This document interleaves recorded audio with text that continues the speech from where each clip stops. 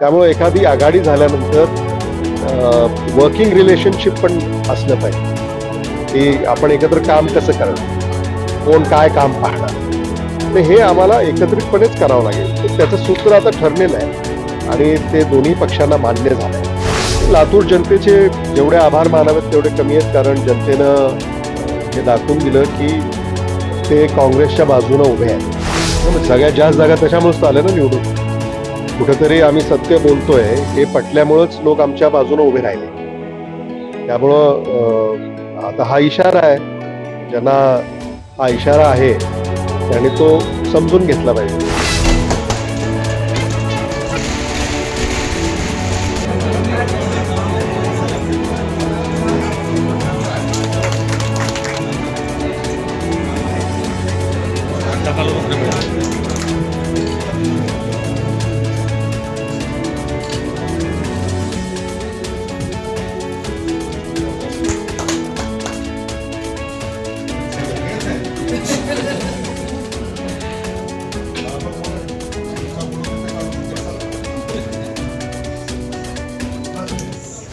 लातूर शहर महानगरपालिकेच्या महापौरपदी आज महापौर विराजमान झालेले आहेत.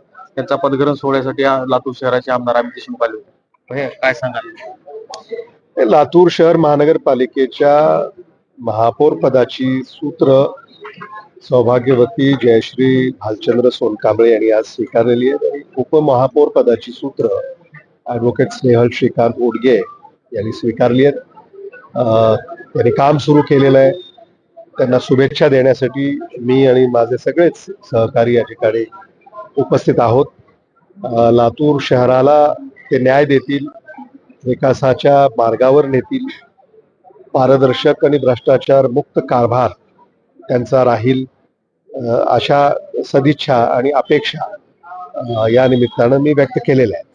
उपमहापौर निवडीच्या आधी वंचितनं असं सांगितलं की आम्हाला निवडणुकीच्या काळात आम्ही एकत्र लढलो, जेव्हा सत्तेमध्ये वाटा मागितला तेव्हा आम्हाला दुजाभाव केल्या, असा विषय होता. काय? असं काहीही नव्हतं. जिल्हा परिषदेच्या निवडणुका लगेच लागल्या आणि वंचित बहुजन आघाडी काँग्रेस निवडणुकीच्या कामाला लागली. या चर्चेला वेळच मिळालेला नाही, एकत्र बसण्याचा योगही आला नाही. त्यामुळे आता जिल्हा परिषदेच्या निवडणुका झाल्यानंतर वंचित बहुजन आघाडी आणि काँग्रेसनं म्हणजे जबाबदाऱ्याचं वाटप हे कसं असावं या संदर्भाने चर्चा झाली.